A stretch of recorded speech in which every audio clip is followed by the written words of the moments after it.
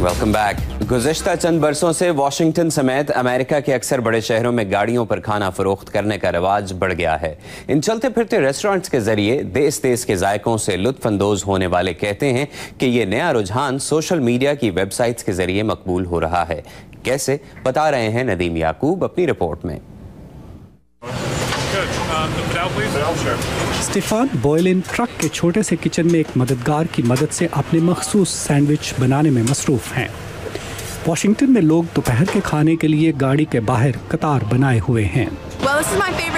ये मेरा पसंदीदा ट्रक है। यहाँ क्यूबा के मखसूस सैंडविच मिलते हैं जो मसालेदार हैं और ज्यादा महंगे भी नहीं। स्टीफान 20 साल से रेस्टोरेंट में बावर्ची के तौर पर काम करते रहे हैं। शुरू में उन्होंने अपना रेस्टोरेंट खोलने की कोशिश की। मैं एक सादा सा रेस्टोरेंट खोलना चाहता था और इन्हीं दिनों में बैंकों में माली बहरान आया और मईशत खराब होने लगी, लेकिन ये मैंने अपने तौर पर बना लिया। 2 साल पहले ये अल फ्लोरिडानो नामी ट्रक से खाना फरोख्त करने लगे। ये कहते हैं कि उस वक्त शहर में खाने बेचने वाले कोई निस्फ दर्जन ट्रक थे। अब तकरीबन 70 हैं और उनकी तादाद में इजाफा हो रहा है। इनमें ज़्यादातर ऐसे लोग हैं जो कम सरमाए से छोटे कारोबार कर रहे हैं। मगर मशरिक़ वुस्ता से ताल्लुक़ रखने वाले नासिर मरगा 2 माह पहले किसी और वजह से इस कारोबार में आए हैं। शहर में ये एक नया रुझान है तो हम इसके साथ चल रहे हैं। हमें माहौल के साथ चलना पड़ता है। बहुत से ट्रकों को मखसूस अंदाज में सजाया गया है और उन्हें दफ्तरी इमारतों के दरमियान बाआसानी तलाश किया जा सकता है। ये लोग कोशिश करते हैं कि वाशिंगटन के बासियों के लिए सादा मगर अच्छे इलाकाई खाने मुयस्सर हों। मैंने थाई ट्रक का खाना चखा है। इसका असल जायका है। इसका बारबेक्यू जनूबी कैरोलिना से है जो मुझे पसंद है। इनके जायके वाकई बहुत मज़ेदार हैं। मगर खाने फरोख्त करने वाले ट्रक करीबी रेस्टोरेंट्स के लिए परेशानी का सबब हैं। मालिन लोब एक रेस्टोरेंट की मालिक हैं।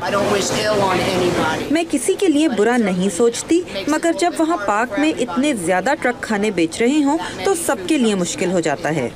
18 साल से रेडी पर हॉट डॉग फरोख्त करने वाले कासा तेगा भी परेशान हैं।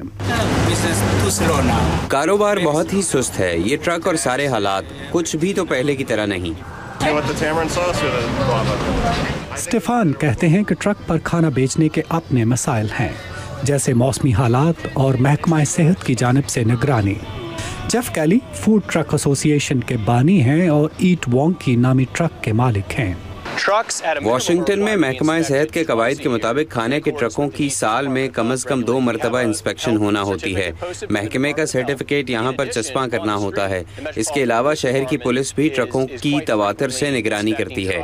जेफ कहते हैं कि सार्फिन का तहफ़्फ़ुज़ सबसे अहम है। वो सोशल मीडिया जैसे फेसबुक और ट्विटर के जरिए अपने सार्फिन से राब्ते में रहते हैं।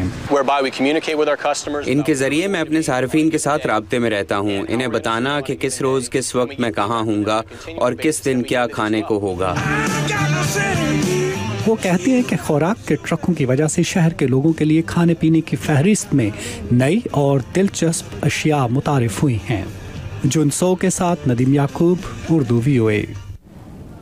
आज के लिए बस इतना ही। अब इजाज़त दीजिए। अल्लाह हाफ़िज़।